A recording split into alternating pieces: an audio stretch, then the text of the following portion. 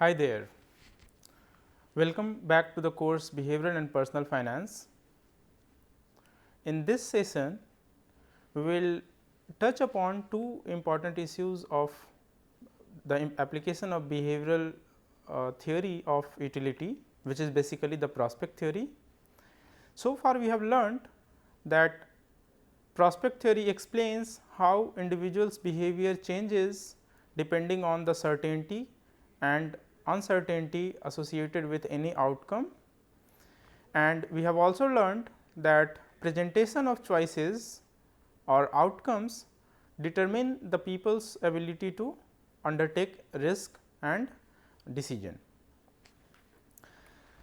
This particular session covers two topics. Basically, we will touch upon the mental accounting bias, and we will also touch upon few issues related to behavioral finance. So far, we have known that framing of choices and framing of decision situations affect individuals' decision making process. Let us try to contextualize this particular bias towards more of financial decision making perspective. When we talk about mental accounting, we basically talk in terms of mental or cognitive blockings of individual decision making processes. We know that decision making process is very complicated, and as we add more cognitive complexities, the decision making process for individuals become even more complicated. The reason behind these decisions are complicated are as follows. We know that we are faced with several outcomes with varying probabilities. We know that there are many outcomes of our decisions, and we tend to assign different probabilities or likelihood of those outcomes. So, the uncertainty involved in those possible outcomes becomes even higher. We know that situations that we face might be presented differently in different circumstances, and the presentation of outcomes would determine whether a person is going to take that decision or not. And at the end, we all are human being, and in the words of Simon, we are suffering from bounded rationality, which means we have limited ability to process the information, and if we are bombarded with a lot of information, our decision making process gets affected. So, these are three major reasons for which the decision making becomes complicated. We as human being tend to evolve through different situations, and mental accounting is one such situation, which basically decision maker undertakes to make the decision making process manageable. So, Richard Thaler in his work in 1999 defined mental accounting as a set of cognitive operations used by individuals or households to organize, evaluate and keep track of financial activities. Now, if we go little further, basically mental accounting is most relevant in terms of household and personal finance decisions. Let us try to understand how we keep different mental accounts for different set of activities with respect to economic and financial decisions. Suppose you are managing your own money, basically either you are making personal finance decisions or you are making household finance decisions. We tend to keep a separate set of expenses, and similarly for investment and incomes in different blocks. We could keep it physically or in our minds. So, we keep, let us say, maintain three different accounts. One account is meant for expenditure such as food, rent, vacation, entertainment.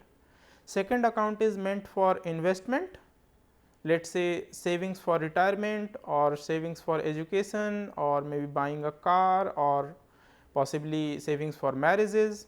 So, these are certain investment to be incurred in future, and the third account is basically income, where we try to associate salary, bonuses or other income that we get.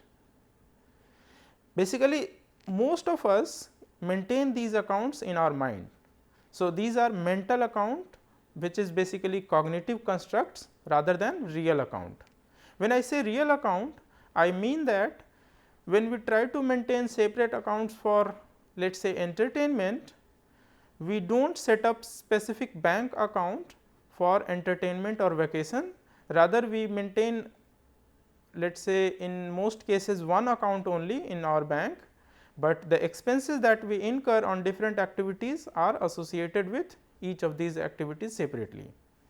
The underlying assumption is funds are fungible, which means you can substitute 1 rupee today with another rupee coming from a different source, and that is why it is fungible, which basically in a lighter way can known as money does not have color, caste or creed, and it does not discriminate. But in real, money does have these things, which means you in your mind maintain separate accounts and treat money separately in different context. Let me cite an example here. Suppose you have 100 rupees of money and you want to invest in 3 different investment avenues. Let us say stock market, bank deposit and precious metals. So, you invest 100 rupees in stock market, 20 rupees in bank deposit and 30 rupees in gold. So, if we try to see this example this way, so I have 100 rupees of investable fund and this has been invested in 50 rupee in stock, 30 rupee in gold and 20 rupee in, let us say, FD. This could be in terms of percentage or in terms of real money. Now, this is at time 0. Now, time 1, your stock market has grown up from 50 to 55. So, the value of your stock investment becomes 55, the value of your gold investment becomes 25, you lose some money on the value of gold and you get 22 rupees value in your fixed deposit. Basically, you have gained 2 rupee. So, if you look at the investment in terms of segregation of the losses or gains, you actually hold a portfolio or an investment value worth. So, the value of your investment portfolio is basically 102, which is definitely higher than the initial investment that you had made on time 0, but most of us tend to integrate our losses also, or in the same time we tend to segregate our losses or gains.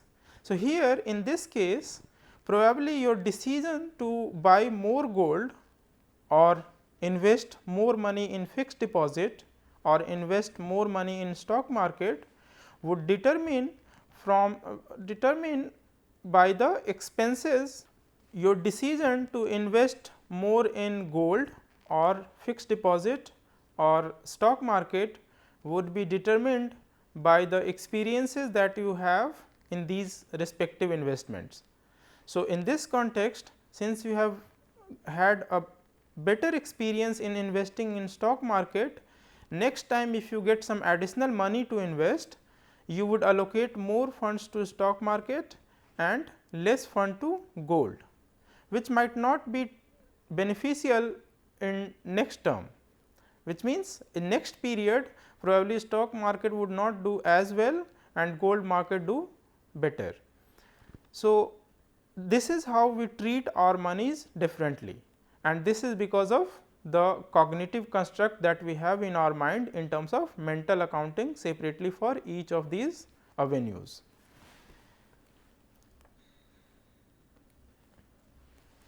Let us try to understand this with a more sophisticated example. Suppose you are in a situation where you have decided to go for a movie and the ticket is priced at 100 rupees per ticket.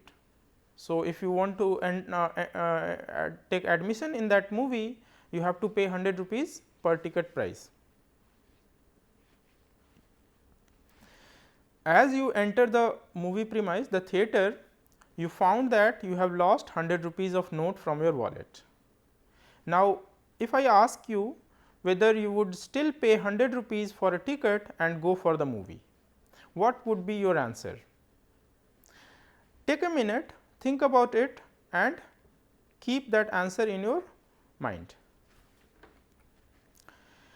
And as you think over this particular situation where you have to decide whether to go for a movie or not, or even after losing 100 rupees of note, let me ask you another question with similar yes or no response. Now, the situation here is you are again going for a movie and you have already paid the ticket price, which is 100 rupees, and the moment you enter the movie theater, you found that the ticket has been lost, which means the seat was not marked and the ticket cannot be recovered. So, you have lost the ticket effectively. Now, the question here is, would you still pay 100 rupees for another ticket and go for a movie? These two situations in terms of economic value lost are same. In first case you lost 100 rupees from your wallet, and in second case you lost the ticket that you have purchased for 100 rupees. So, the lost economic value is same in both cases, that is 100 rupees. Now, nothing has changed. So, the certain amount of money 100 rupees has been lost, and it is irrelevant whether it has been lost in terms of a currency note or the ticket, and you have to decide whether the theater experience is worth 100 rupee or not. In the experiment conducted by Kahneman and Tversky, they found an interesting observation. If you look at the outcome of that experiment, you see that the situation where people lost 100 rupees of currency note and they are asked if they would buy a ticket, 88% of respondent would say yes, they would buy their ticket and go for a movie. And here basically you can relate to the previous example that shows people are segregating their losses.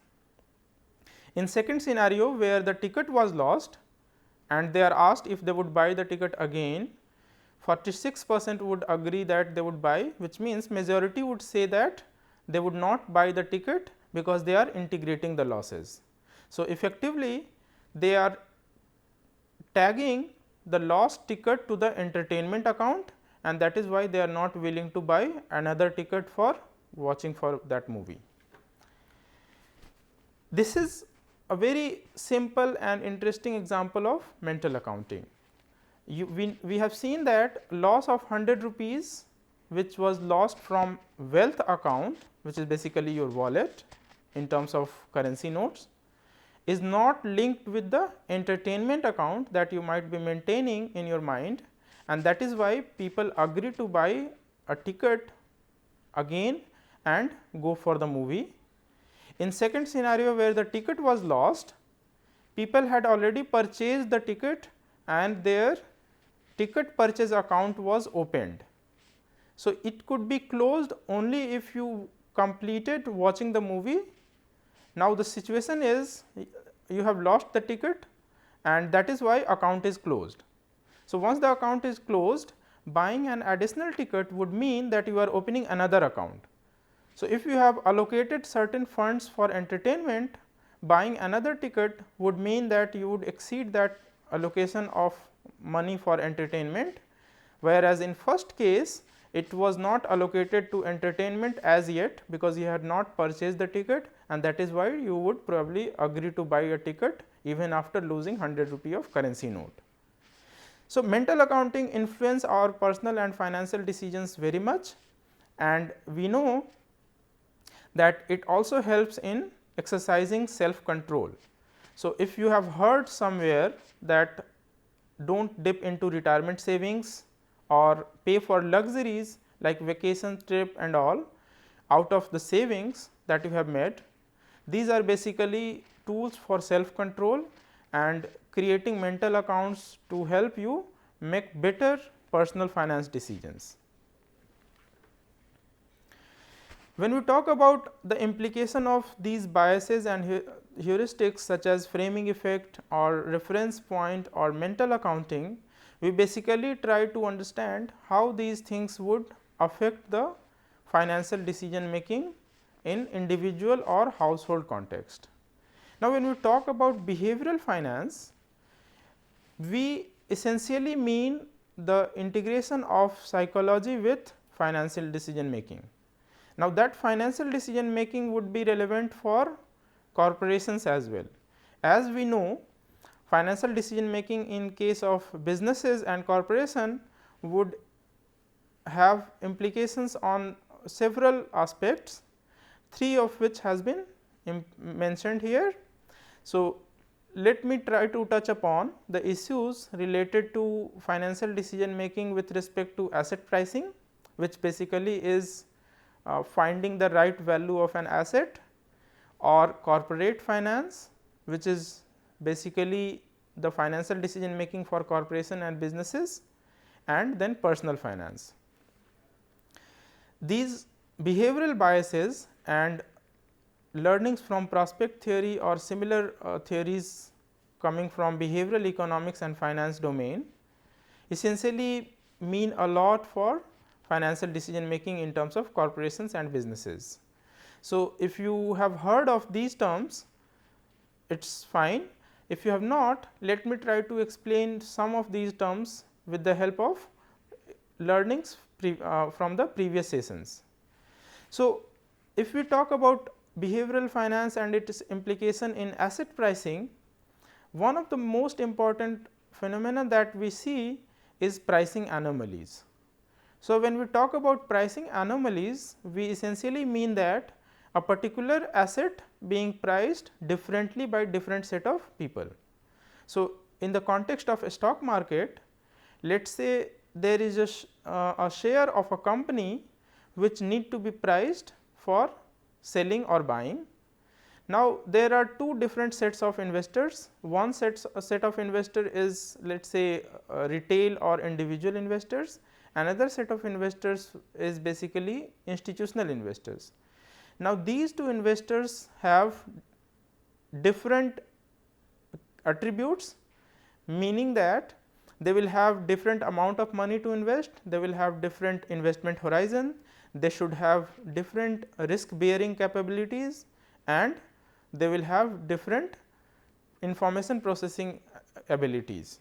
And that is why the value of the asset that they arrive or calculate would be different, and this will result in one set of investors being right and another set of investor going wrong, and the person or the set of investor that goes wrong would probably lose money in the stock market. So, pricing anomaly basically implies that different people have different understanding of the valuation of assets, and that is why they might make money or lose money in the process.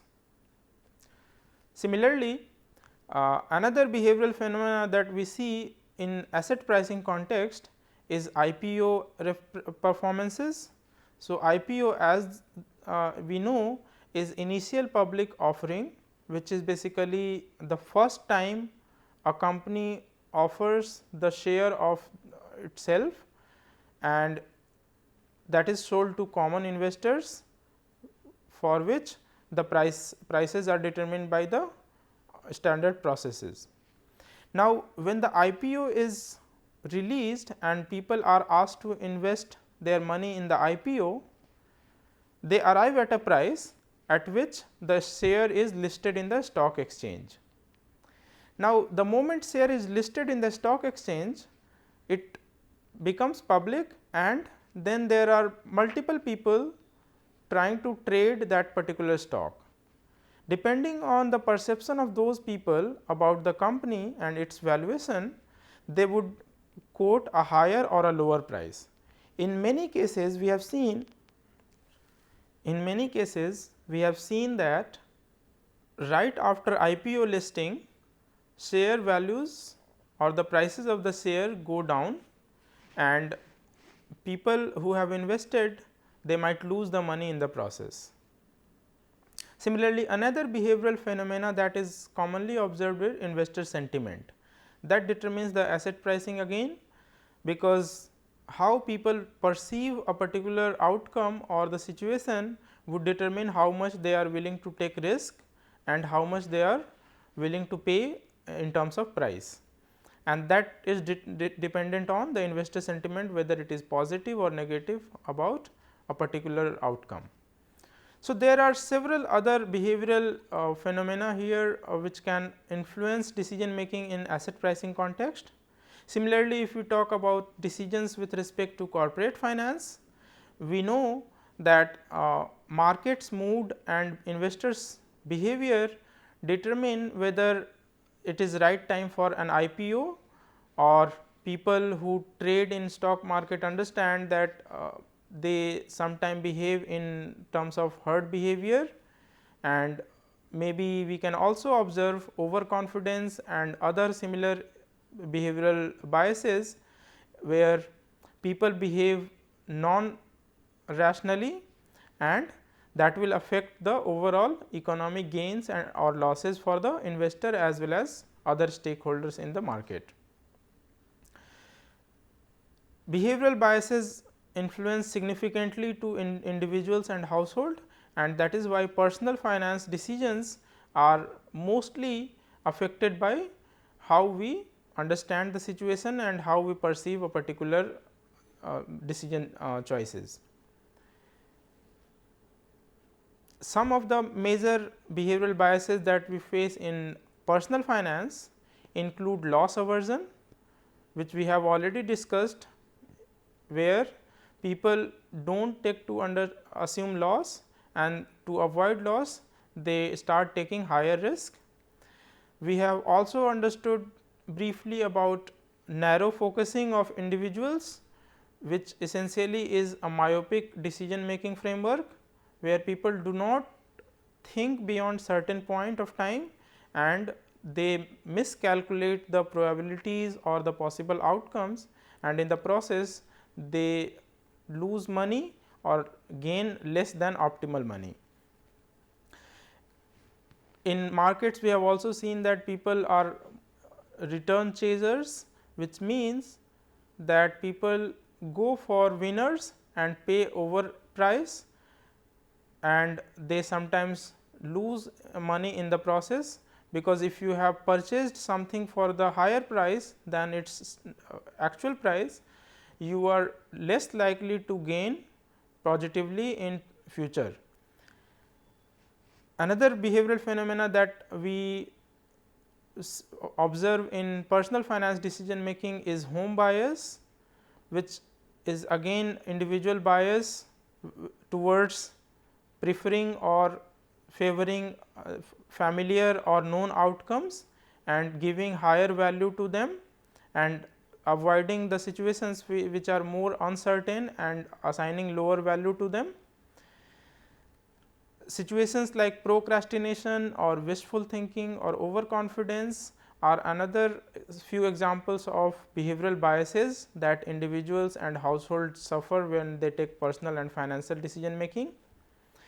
Essentially, what I mean to indicate here is, having learnt the implications and applications of prospect theory in individual economic decision making, we could shift our focus towards more financial decision making in the context of individuals, household or corporations, and these are some of the biases that we might observe very frequently. So, in next few sessions we will touch upon these biases in more details with several examples and different contexts. In this particular session, we have just discussed two major concepts, one being mental accounting, where we observe that people create cognitive constructs and they maintain separate mental accounts for different activities with economic value, and this is done in order to make the decision making process more manageable. Mental accounting can be beneficial for individuals if exercised with self control. It is more important for personal and household financing decisions. We have also touched upon different biases and heuristics with respect to corporations and financial markets. This is basically the beginning of discussion on behavioral finance topics, where we learn that psychological factors affect asset pricing in financial markets, corporate finance decisions, and of course, personal finance decisions. We have just exhibited few biases and heuristics that might be important to understand before we expedite our discussion to behavioral finance and financial decision making. This is all for now. Thank you very much.